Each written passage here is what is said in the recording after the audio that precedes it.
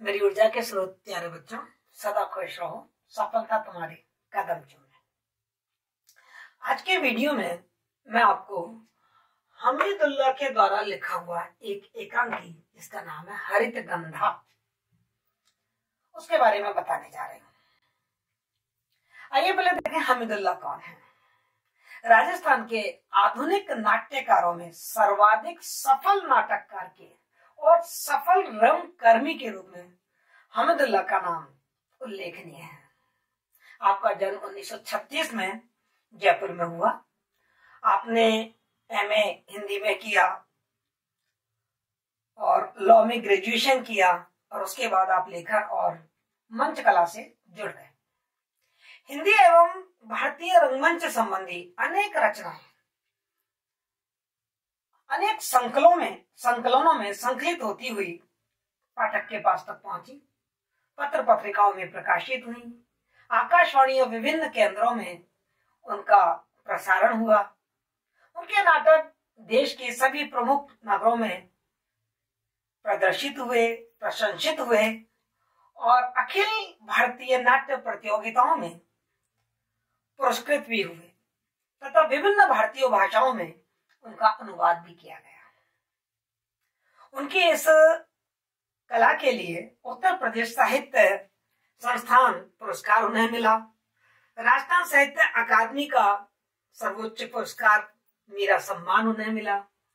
के बिरला फाउंडेशन का बिहारी पुरस्कार उनको मिला और बिहार से भरत मुनि पुरस्कार, हरियाणा भाषा विभाग पुरस्कार और महाराणा मेवाड़ फाउंडेशन का महाराणा कुंभा पुरस्कार से भी उन्हें सम्मानित किया गया। हमीदुल्लाह एक प्रयोगधर्मी नाटककार है। वे वरिष्ठ नाटककार होने के साथ साथ रंगमंच के सिद्धहस्त कलाकार हैं। हमीदुल्लाह की एक खास बात है कि वे नाटक को पहले लिखकर नहीं बल्कि खेलकर पूर्ण करते हैं। इनके नाटकों में हमें ऐसे मिथकीय पात्रों का आधुनिक संदर्भों में सृजन देखते हुए दिखाई देता है, जो अपने अस्तित्व की तलाश में हर चुनौती को स्वीकार कर लेते हैं। हमीदुल्लाह ने रंगमंच नाटक लेखन को लेकर लोक नाट्य और एब्सर्ड नाटक, असंगत नाटक, जिसके पुरोधा हमारे हिंदी साहित्य में भुवनेश्वर प्रसाद को माना गया है, उस क्षेत्र तक उन्होंने अपने एकांकी और नाटकों को फैलाया। हमीदुल्लाह के ऐसे रचनाकार थे जिन्होंने समय संदर्भ, एक और युद्ध, उलझी आकृतियां, दरिंदे, ख्याल भारमली, हर बार और जयंती जैसे नाटकों की रचना की। हमीदुल्लाह ने अपने नाटक और एकांकियों के माध्यम से समसामयिक जीवन की विसंगतियों पर तीखा प्रहार किया है। वे अपने नाटकों में वर्तमान समाज की राजनीतिक, आर्थिक, सामाजिक और न्याय व्यवस्था की परतों को उधेड़ते हुए नजर आते हैं। आधुनिक जिंदगी की भागदौड़ में आज का जो आम आदमी जिंदा रहने की कोशिश कर रहा है, लेकिन उन उम्मीदों के साथ जिस तरीके से वो बूंद बूंद पिघल रहा है, उस संघर्ष यात्रा का जीवंत दस्तावेज है उनका नाटक दरिंदे। उत्तर उर्वशी और ख्याल भारमली नाटकों में उन्होंने प्रतीकात्मक तरीके से नारी की आंतरिक वेदना को, उसकी कुंठा को, दैहिक और मानसिक शोषण का बड़ा ही यथार्थ परक चित्रण हमारे सामने प्रस्तुत किया है। श्री हमीदुल्लाह ने मौजूदा समस्याओं को, विशेषकर जो उनका जन्म स्थान था राजस्थान राज्य, उसके इर्द गिर्द फैली हुई जो समस्याएं थी, उनसे संबंधित विषयों को अपने रचना में स्थान दिया। इस प्रकार नाटक हमीदुल्लाह देश की मौजूदा समस्याओं के प्रति जागरूक और एक सजग रचनाकार के रूप में, एक प्रयोगधर्मी रंगकर्मी के रूप में हमारे सामने आते हैं और उन्होंने हिंदी साहित्य के रंगमंच को, हिंदी नाटक को, एकांकी को एक नई दिशा प्रदान की। इनका एकांकी हरित गंधा पर्यावरण संरक्षण के आधुनिक आंदोलन को स्पष्ट करता है। यह सामाजिक समस्या को स्पष्ट करता हुआ एक ऐसा एकांकी है जिसका खलनायक एक ठेकेदार है, जो आज की शोषण करने वाले लोग, शोषणवादी जो वर्ग है, उसका प्रतिनिधित्व कर रहा है। एक सरपंच है जो लोक सेवकों का प्रतिनिधित्व करता हुआ हमें दिखाई देता है और जिसकी सारगर्भित दलीलों से कारखाना द्वारा फैलते हुए प्रदूषण की बात वो ठेकेदार को समझाता है। लेकिन जो ठेकेदार है वो वनों की कटाई पर डटा हुआ है और जब ठेकेदार गांव वालों से कहता है कि वनों के कटने से यह कारखाने लगेंगे और तुम्हें रोजगार मिलेगा, तो सरपंच बहुत ही युक्तिपूर्ण उत्तर देता है और ये उत्तर कहीं ना कहीं हमारे जो व्यवस्था है उसको एक बहुत महत्वपूर्ण जवाब है। वो कहता है कि ये पेड़ प्रकृति की धनुष की लकड़ी है और हम सब इसकी डोर है। हमारा जीवन इस कमान का तीर है। ये वन होंगे तो जीवन चलेगा। इस प्रकार नाटककार बड़े ही नाटकीय ढंग से हमको पर्यावरण संरक्षण का संदेश दे जाता है। प्रोफेसर मदन मोहन माथुर ने हरितगंधा एकांकी पर टिप्पणी करते हुए बड़ी सारगर्भित बात कही है। उन्होंने कहा है कि ये चिपको आंदोलन की भावना को स्पष्ट करता है। ठेकेदार बूढ़े बरगद के पेड़ को काटने की नियत से आया है, पर सारी प्रकृति मानो उसके प्रतिकार के लिए उठ खड़ी हुई है।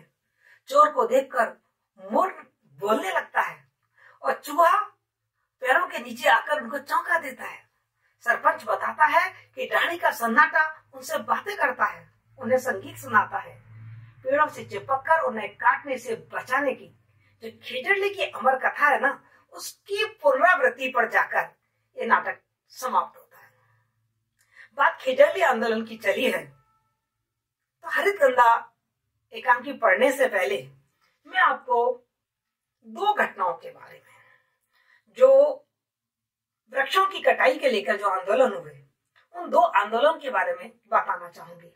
यदि वो दो आंदोलन की जो यादें हैं, जो स्मृतियां हैं, वो आपके दिलो दिमाग में ताजा हो जाएंगी, तो ये नाटक जो हरितगंधा है एकांकी, वो आपको सहज ही आपके दिल में उतर जाएगा। पहली घटना सुनाती हूँ आपको, कहानी खेजड़ली आंदोलन की। सन 1730 की बात है। मारवाड़ में खिजड़ली नामक स्थान पर जोधपुर के महाराजा द्वारा हरे पेड़ों को काटने को बचाने के लिए अमृता देवी बेनीवाल ने अपने 3 बेटी आंसू, रत्नी और भागू के साथ अपने प्राण त्याग दिए। उन्होंने कहा कि सिर साठे रूक रहे तो भी सस्तो जान, मतलब सिर काटकर भी यदि पेड़ बच जाए तो भी ये बहुत सस्ता सौदा है। बात तब की है जब महाराजा अभय सिंह जोधपुर के महाराजा थे, उनके राज्यकाल में मेहरानगढ़ में फूल महल का निर्माण करवाया जा रहा था। इस राजभवन के निर्माण के लिए चूना पकाना था और चूना पकाने के लिए ईंधन के रूप में लकड़ी चाहिए थी।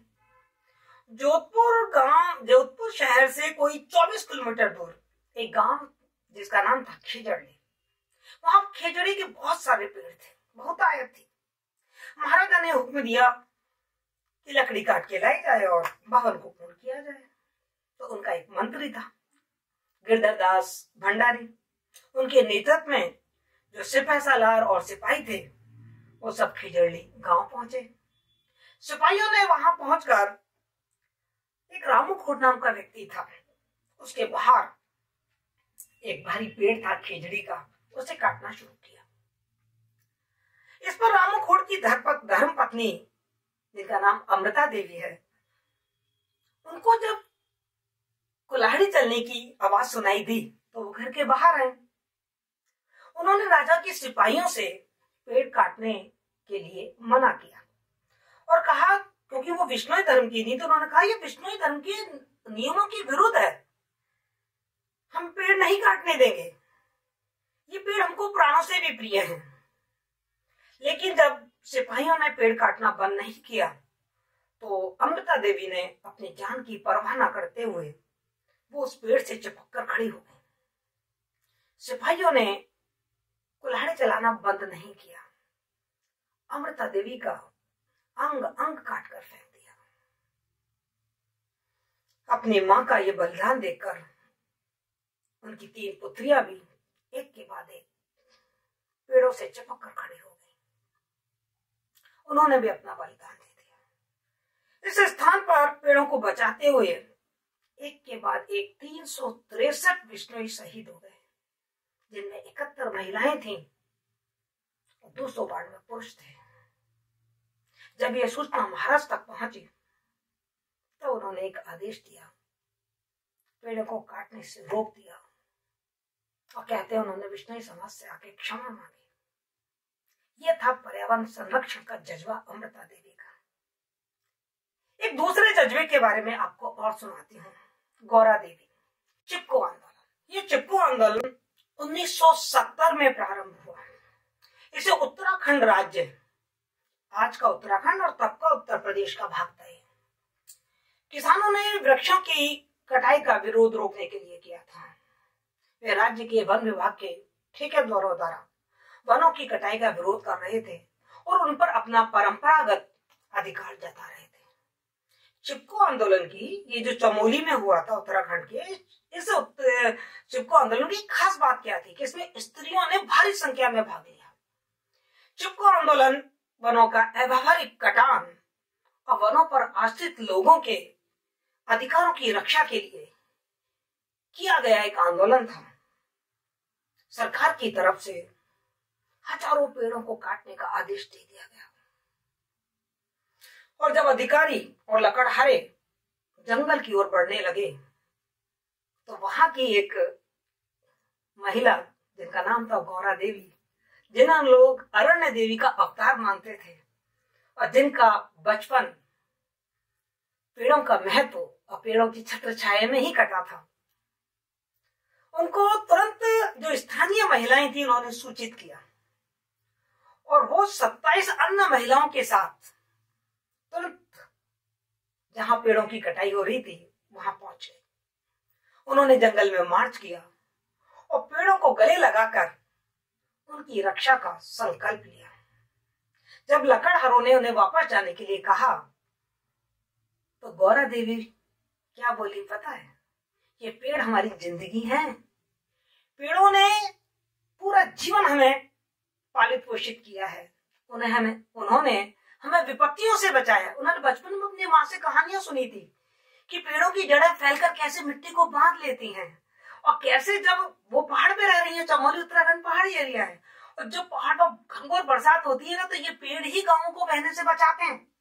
तो उन्होंने कहा कि ये जो पेड़ हैं इन्होंने हमारी बहुत रक्षा की है, लेकिन हम इन पेड़ों को अब आपको काटने नहीं देंगे। आज हमारी बारी है, आज हम इनकी रक्षा करेंगे।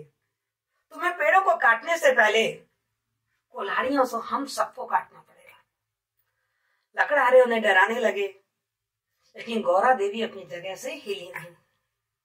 और जब ठेकेदारों ने गौरा देवी के साहस को तोड़ने के लिए बंदूकें निकाल ली तो गौरा देवी ने बहादुरी से दहाड़ते हुए कहा, हमें गोली मारो, फिर तुम पेड़ों को काट सकते हो।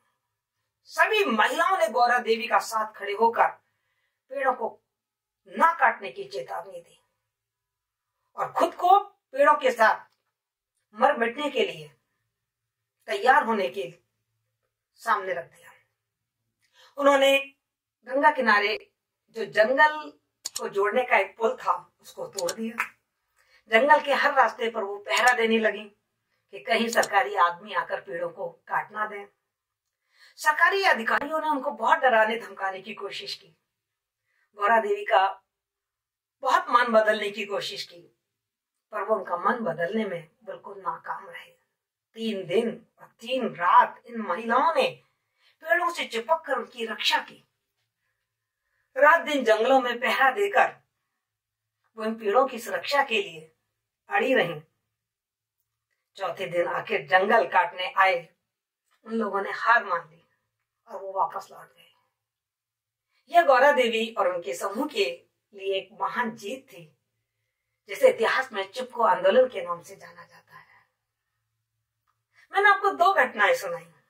एक 1730 की घटना सुनाई खिजड़ली आंदोलन और दूसरी सुनाई 1970 की चिपको आंदोलन की बात। लेकिन आज भी हमारे समाज में कुछ ऐसे स्वार्थी तत्व हैं जो केवल उपभोक्तावादी संस्कृति से ग्रसित होकर और चांदी के चंद टुकड़ों की खातिर हमारी इस प्राकृतिक संपदा को लूट लेना चाहते हैं। मैंने अपनी आंखों से देखा था। एक बार मैं आगरा से जयपुर आ रही थी, समय ढल चुकी थी, रात का थोड़ा थोड़ा अंधेरा छा रहा था कि मैं क्या देखती हूँ गाड़ी से कि सड़क पर बहुत सारे लड्ढा बोलते हैं यहाँ पर, जो ऊंट गाड़ी होती है, और बहुत सारे टेम्पो जिनमें बहुत सारी लकड़ियां लदी हुई थी, मतलब पूरे पूरे तने लदे हुए थे पेड़ों के, और वो सड़क पर जा रहे थे। मेरा आश्चर्य का ठिकाना नहीं रहा। मैंने सोचा, एक तरफ तो हम वृक्षों की रक्षा की बात कर रहे हैं, हमारी जो सरकार है वो वृक्षारोपण के लिए अभियान चला रही है, रात भर स्कूल कॉलेजों में हम युवाओं को, स्टूडेंट्स को प्रेरित करते हैं, पेड़ लगाओ, पर्यावरण बचाओ, तो ये पेड़ क्यों काटे जा रहे हैं? जब मैंने वहां एक चाय की थड़ी पर जिज्ञासा प्रकट की एक ग्रामीण से, तो उसने बताया, बहन जी, लूट हो रही है। सरकार की आंखों में धूल झोंक कर, साठ गांठ करके अधिकारियों से रोज हरे हरे पेड़ काटे जा रहे हैं। सुनकर मन में बहुत दुख, बहुत कष्ट हुआ। हम सैनिक तो नहीं जो बंदूक और तलवारें लेके निकल पड़े, पर शिक्षक हैं,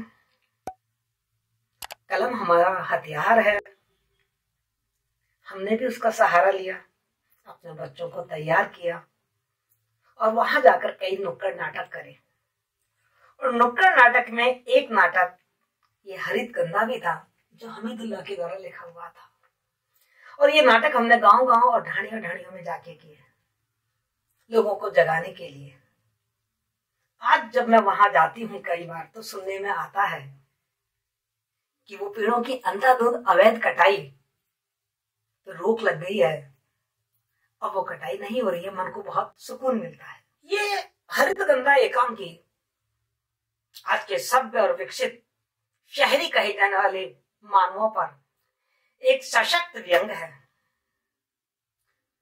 इसमें हमीदुल्लाह जी सिद्ध कर देते हैं कि हरित गंधा धरती की हरियर संपत्ति में उपभोक्तावाद सैन लगा रहा है।